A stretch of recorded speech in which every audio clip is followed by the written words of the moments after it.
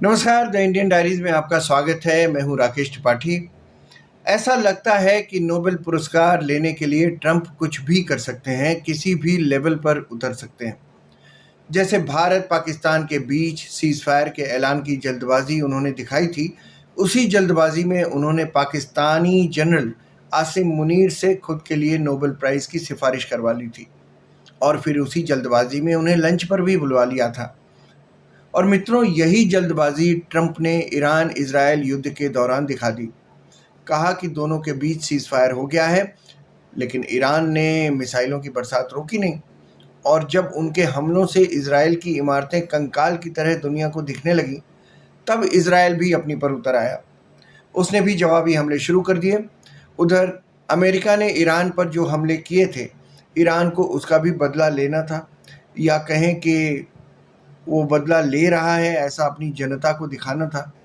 लिहाजा उसने अपने दोस्त कतर में बने अमेरिकी अड्डों को निशाना बनाया, लेकिन चूंकि ये उसके दोस्त कतर की संप्रभुता का भी मामला था, लिहाजा ईरान ने कतर को पहले ही बता दिया कि वो अपनी मिसाइलें दाग रहा है, लेकिन उस पर नहीं बल्कि अमेरिकी अड्डों पर। कतर को बताना मतलब अमेरिका को बताना कि भाई अपने लोगों को अड्डों से हटा लो, हम इतने बजकर इतने मिनट पर तुम पर हमला करने जा रहे हैं। वाह भाई, इसे कहते हैं फिक्स्ड मैच, या कह लें दोनों को फेस सेविंग डिवाइस मिल गई। अमेरिका ने अपने लोग हटा लिए और अपने एयर डिफेंस की ऐसी तैनाती की ईरान की कोई मिसाइल ज़मीन पर गिरने ही नहीं दी गई, हवा में ही उसे फुस कर दिया गया। अब ईरान अपने मुल्क के लोगों से कहेगा, देखो हम चुप नहीं बैठे, हमने गुंडे अमेरिकियों पर जमकर मिसाइलें बरसाई, बदला ले लिया।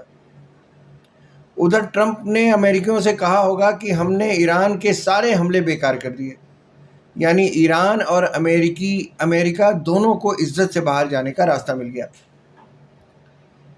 अब आपने देखा होगा, ट्रंप ने आज ट्वीट भी किया था, थैंक यू ईरान को थैंक यू बोला कि भाई आपने अच्छा किया, आपने पहले से बता दिया, हमें पता चल गया, हमने अपने आदमी हटा लिए। आपको बताते चलें कि अमेरिका ने ईरान को अपने B-52 बॉम्बर्स भेजने से पहले ईरान को जानकारी दे दी थी, और ईरान ने भी अपना सारा एनरिच्ड यूरेनियम वहाँ से हटा लिया था।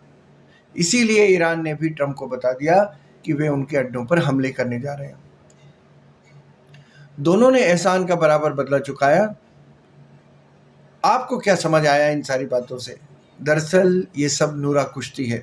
अगर ईरान कमज़ोर पड़ गया तो इजराइल का क्या होगा? उसे अगर ज़िंदा रहना है तो दुश्मन चाहिए उसे, और तब उसे अमेरिका की मदद भी मिलेगी।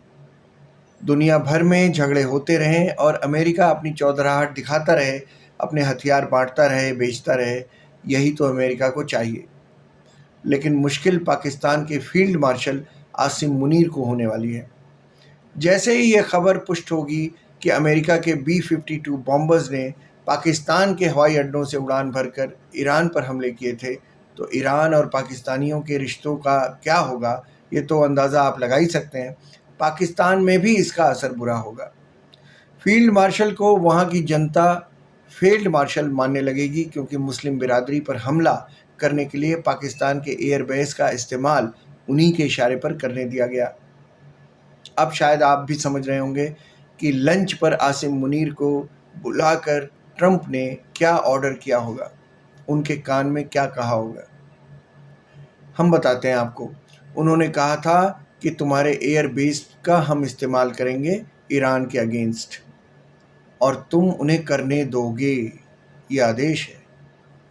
तो बहुत जल्दी ही दुनिया को पता चल जाएगा कि ट्रंप ने मुनीर को क्यों बुलाया था और कान में उनके क्या कहा। यानी साफ है, no lunch is free in America. कम से कम ट्रंप का लंच तो बिल्कुल भी फ्री नहीं होता।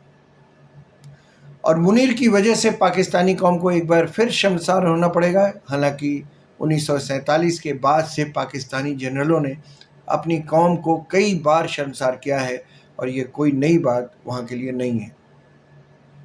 इस एपिसोड में इतना ही। अगली बार फिर हाजिर होंगे द इंडियन डायरीज के किसी नए पन्ने के साथ। मुझे दीजिए इजाज़त। नमस्कार।